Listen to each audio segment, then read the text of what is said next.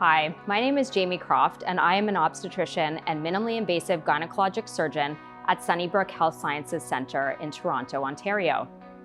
Many patients are scared when their doctor recommends a GnRH agonist class of medication. However, this is one of the safest medications we have that has been studied for decades.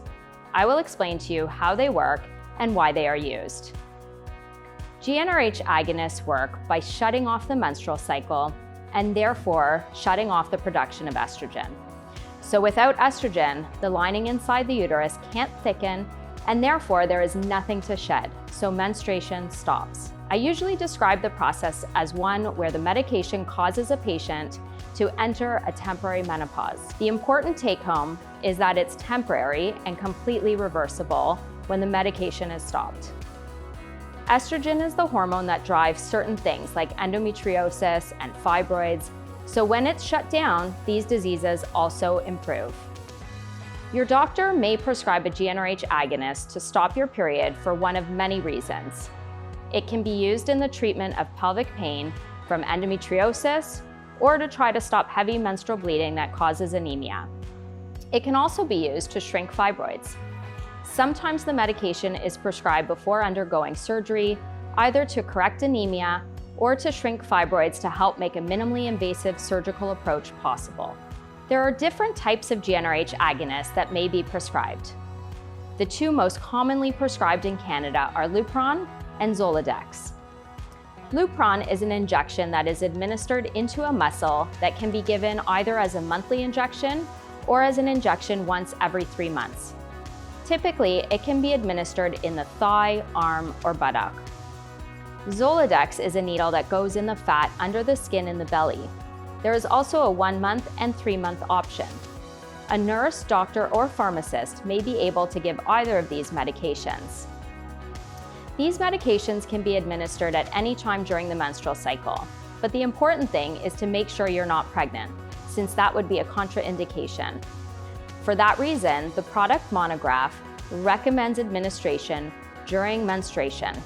If administered during menstruation or the first half of your cycle, however, then the medication can cause something we call the flare effect. This is the effect where estrogen initially increases before it shuts down completely.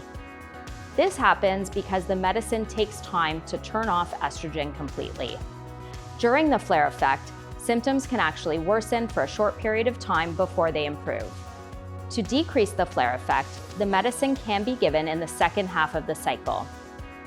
Another option that your doctor may recommend is to take a medicine called letrozole for 5 days when the GnRH agonist is started in order to weaken the flare effect.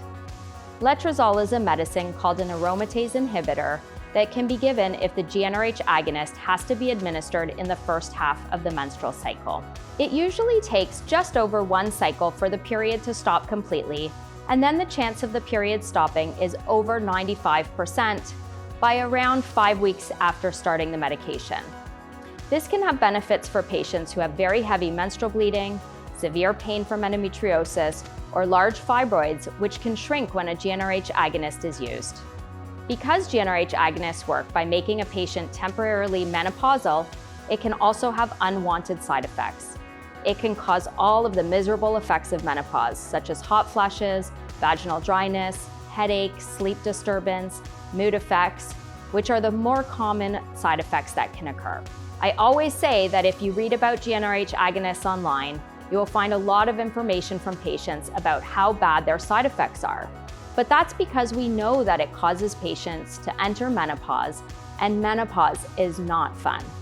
But we do have an option to prevent all of the unwanted symptoms of menopause while still helping to stop menstruation. We can achieve this by using something called add-back. Prior to using a GnRH agonist, patients can feel horrible, either having very heavy bleeding, large fibroids, or pain from endometriosis. If we suddenly drop patients into menopause, you could feel equally horrible from the effects of menopause. By using just a small amount of the hormones estrogen and progesterone, called add-back, it can eliminate the unwanted side effects of menopause. But it's not too much to stimulate all of the bleeding or pain that you were having prior.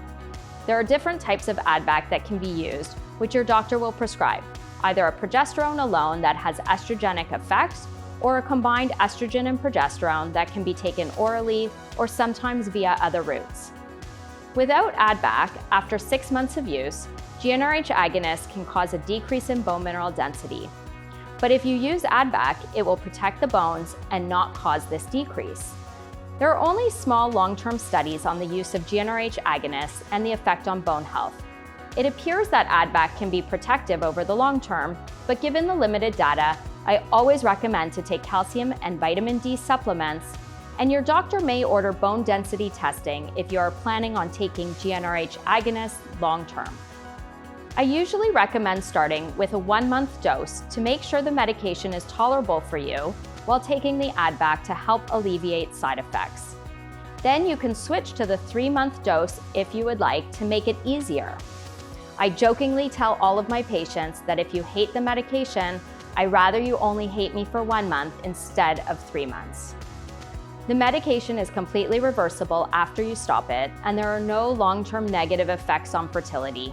In fact, a lot of fertility specialists use these medications as part of fertility treatments. GnRH agonists can be expensive, but that shouldn't be a limitation to using them in Canada, since many insurance plans or provincial drug plans will cover the medication. If you're not covered, talk to your doctor. Each drug company has a patient support program that helps with reimbursement, so cost should not be an issue for taking one of these medications.